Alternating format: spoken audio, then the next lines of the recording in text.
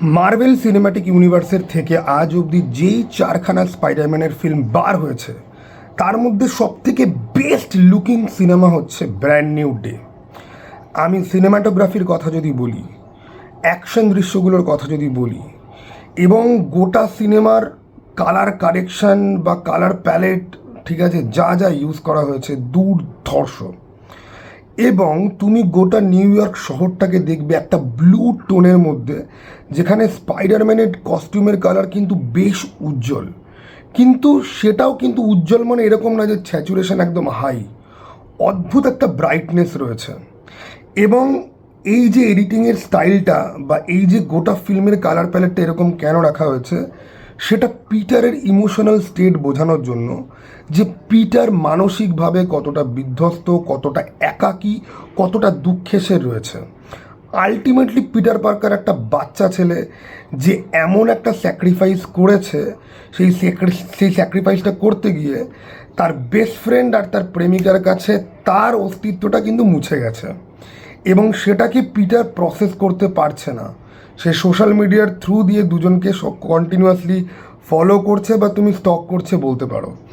তো তা বাদ দিয়েও পিটারের শারীরিক কিছু পরিবর্তন হচ্ছে, যেটা পিটার পুরোপুরি বুঝতে পারছে না। লাইফে প্রথমবার সে একা, তার কাকিমা নেই, তার বন্ধুবান্ধব নেই, অ্যাভেঞ্জার্সে যাদের সাথে কাজ করতো তারা তাকে ভুলে গেছে, ওই ডক্টর স্ট্রেঞ্জের লাস্ট সিনেমাতে যা হয়েছে ওইটার জন্য। তো পিটারের যে মেন্টাল আর ইমোশনাল স্টেট এই সিনেমাতে তুলে ধরা হয়েছে, যেইভাবে তুলে ধরা হয়েছে, সেটা দুর্ধর্ষ। সিনেমাতে পানিশার কোনো ক্যামিও হিসেবে নেই, পানিশার এই সিনেমাতে একটা প্রমিনেন্ট ক্যারেক্টার, এবং পানিশারের সাথে স্পাইডারম্যানের ইন্টারাকশন যে এত ভালো হবে আমি বাবার জন্মে ভাবিনি। আমি কমিক্স এদের দুজনকে পড়েছি, অনেকবারই পড়েছি। পানিশার বেসিক্যালি স্পাইডারম্যানের ভিলেন ছিল, পানিশারের প্রথম অ্যাপিয়ারেন্স ওই হিসাবেই হয়েছিল, তারপরে ক্যারেক্টারটা জনপ্রিয় হয়, তারপর ডেয়ার ডেভিলের অ্যান্টি হিরো হিসেবে তাকে এস্টাবলিশ করা হয়। তো লম্বা একটা ইতিহাস রয়েছে। মাই পয়েন্ট ইজ, পানিশারের সাথে স্পাইডারম্যানের ইন্টারাকশনের মধ্যে ইমোশন, হিউমার, ব্যান্টার, ব্রোম্যান্স সব কিছু রয়েছে। দুজনে একসঙ্গে যখন আসে, ইট ইজ বেস্ট। মানে এই সিনেমার সব থেকে হাইলাইট যেগুলো আমার জন্য বেস্ট মোমেন্ট, এবং এন্ডিং এদের দুজনের তো ভাই ভীষণ ইমোশনাল, ঠিক আছে, এবং তার মধ্যে হিউমারাস বিটও রয়েছে। স্পাইডারম্যানের অ্যাকশনের স্টাইল আমি বেশি কিছু এখানে এই জন্য বলবো না, কারণ অ্যাকশন সিনগুলোকে স্পয়েল করে দেওয়া হয়েছে। হাল্কের সাথে অ্যাকশন আর হ্যান্ডের সাথে অ্যাকশন, বিশাল অনেক অ্যাকশন সিন কিন্তু নেই গোটা ফিল্মের মধ্যে। যেগুলো রয়েছে সেগুলো দুর্ধর্ষ, এবং সেগুলোকে স্পয়েল করে দেওয়া হয়েছে। যারা সমস্ত টিজার, ট্রেলার, টিভি স্পট যারা সব কিছু দেখেছো, তাদের জন্য কিন্তু অ্যাকশানগুলো কিন্তু স্পয়েল হয়ে গেছে। যেই কারণে আমি আজকাল টিজার ট্রেলার কম দেখি, সেগুলোর ব্রেকডাউন আমি করি না, ঠিক আছে। যে ভাই, হলে তুমি যত কম জেনে দেখতে যাবে তত বেশি তুমি এনজয় করবে, এটা হচ্ছে গিয়ে মেন মোটো।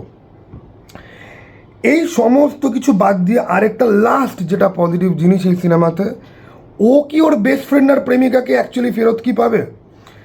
ম্যারি জেন ওয়াটসনকে কমিক্সে যখন আমরা পড়ি, আমি যখন পড়ি, আমি ম্যারি জেন ওয়াটসনের ক্যারেক্টারটাকে লিটারালি বলছি আমি সহ্য করতে পারি না, এবং অনেক লোকজনই আমার সাথে এগ্রি করবে, ঠিক আছে। ছোটোবেলায় তো একরকম ছিল, এখন তো আরও বেশি সহ্য করা যায় না। সেইখানে এমসিইউতে ম্যারি জেন ওয়াটসনকে যেভাবে দেখা হচ্ছে সেটা ডাইজেস্টেবল। কমিক্সে জাস্ট সুন্দর দেখতে একজন মহিলা যে অনেক লোকের সঙ্গে ডেট করে বেড়াচ্ছে, নিজের সুবিধা অনুযায়ী পিটার পার্কারকে সে ডেট করে, স্পাইডারম্যানের সঙ্গে সে প্রেম করতে আসে বলে আমার মনে হয়। কোথাও কোথাও তাকে একদম খুব ভালো করে হয়েছে দেখানো, কিন্তু কমিক্সের কথা বাদ দিই, এই সিনেমাতে ম্যারি জেন ওয়াটসনকে খুব ভালোভাবে দেখানো হয়েছে, এবং জেন্ডায় অসাধারণ অভিনয় করেছে, ইমোশনাল ডেপথ প্রচুর রয়েছে তার পারফরমেন্সে। এবং বেস্ট ফ্রেন্ডের চরিত্রে Ned Leeds, okay, I mean Ned Leeds তো ক্যারেক্টারটার নাম, তার সাথে পিটারের লাস্টে একটা সিন রয়েছে, তোমরা ওটা দেখলে পরে তোমাদের মন খুশি হতে বাধ্য, পিক ব্রোম্যান্স। তো ভাই, এইগুলো হচ্ছে কি ভালো দিক। এইবার এই সিনেমার সব থেকে দুর্বলতম দিক, যেটা আমি ডাইজেস্টই করতে পারিনি, যেই কারণে আমি গতকালকে রিভিউও করিনি, কারণ আমি এই সিনেমাটা দেখে বিশালভাবে ডিসঅ্যাপয়েন্টেড। এবার দেখো, কিছু কিছু সিনেমা আছে যে বাজে, আউটরাইট বাজে, তুমি খিল্লি করবে। এই সিনেমাটাকে নিয়ে তুমি খিল্লিও করতে পারবে না, because genuinely there are parts যেগুলো ভীষণ ভালো। এবার শেডি সিং কি জিন গ্রের ক্যারেক্টার প্লে করছে, সে কি মেন ভিলেন? এখানে কি এক্সমেনদের দেখানো হয়েছে? ও ছাড়া কি আর কোনো ভিলেন আছে?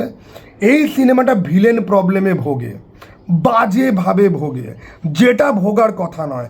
কারণ স্পাইডারম্যানের দুর্ধর্ষ ভিলেন রয়েছে। আমি জানতাম যে টুমস্টোন হয়তো মেন ভিলেন। এতগুলো ভিলেনকে দেখাচ্ছ, তুমি স্করপিয়নকে দেখাচ্ছ, বুমেরাংকে দেখাচ্ছ, ট্যারেন্টুলাকে দেখাচ্ছ, হ্যান্ডকে দেখাচ্ছ, অ্যান্ড ভিলেন নিয়ে লিটারালি এই সিনেমাটা স্ক্যাম করে।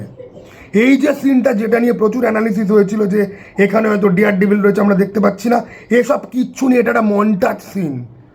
লিটারালি বুমেরাং বা ট্যারান্টুলা, এই যে ফাইট সিনগুলো ট্রেলারে আমরা দেখি, ওগুলো জাস্ট একটা মন্টাজের part. It is a literal scam. Amazing Spiderman 2-তে রাইনোর সাথে ফাইটটা মনে আছে?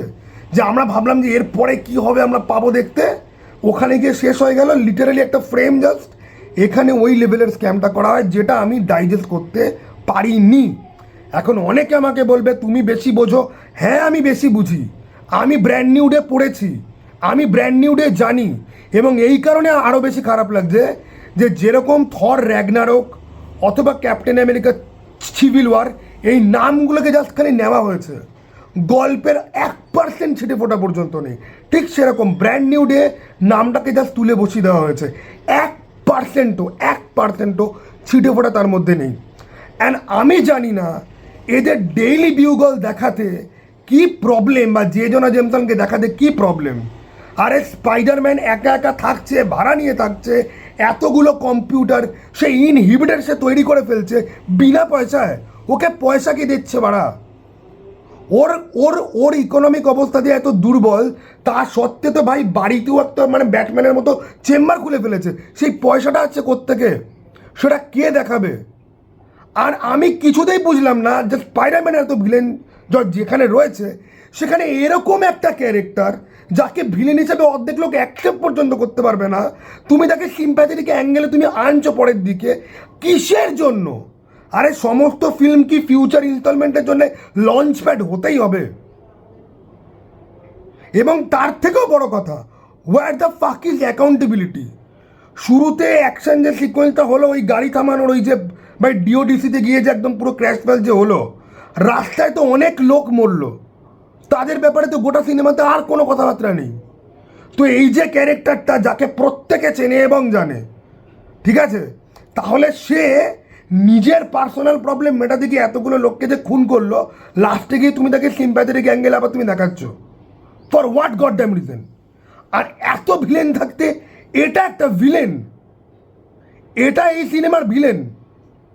ভাই আমি টুমস্টোনের নাম শুনে ভেবেছিলাম যে এতগুলো ভিলেনের সাথে মারামারি করছে, মেবি টুমস্টোন স্পাইডারম্যানের ব্যাপারে কিছু জানে, মেবি টুমস্টোনের সাথে স্পাইডারম্যানের কোনো পাঙ্গা হয়েছে, টুমস্টোন ভিলেনগুলো পাঠাচ্ছে। দেখো, আমার এক্সপেকটেশন ম্যাচ করেনি, সেটার জন্য আমি কি রেগে রয়েছি? হ্যাঁ। তার থেকেও বড় কথা, আমি ব্র্যান্ড নিউ ডে পড়েছি, ব্র্যান্ড নিউ ডেতে যা ছিল তার কিছুই এখানে নেই। আর ঠিক আছে, মানছি এত ভালো ভালো ভিলেন রয়েছে স্পাইডারম্যানের, তুমি স্পাইডারম্যানের ভিলেনদেরকে দেখাতে চাও না, তুমি ওর আঙ্কেলকে মেনশন করতে চাও না, তুমি ডেইলি বিউগলকে মেনশন করতে চাও না। ঠিক আছে, এতদিন বাদে লাইনে এসছো, এতদিন তো একে আয়রন ম্যানের অবৈধ বাচ্চা বলে মনে হতো, এতদিন বাদে লাইনে এসে আবার ডিরেল। এবং হ্যান্ড যেভাবে রয়েছে, এটাকে থাকা বলে না, ঠিক আছে? হ্যান্ড যেভাবে রয়েছে, তোমরা দেখে তোমাদের মনে হবে ভাই এ তো ইনভিনসিবল। আরে ইনভিনসিবল ডিসি মার্ভেল থেকে কপি করেছে, ইনভিনসিবল থেকে আবার কনসেপ্ট এখানে আনা হচ্ছে কেন? তো আমার হজম হয়নি ভাই। যেগুলো ভাল লেগেছে সেগুলো খুব ভাল লেগেছে, বাট এটা আমার একদম হজম হয়নি। চলো দাদা ভাই, আবার যেন দেখা পাই।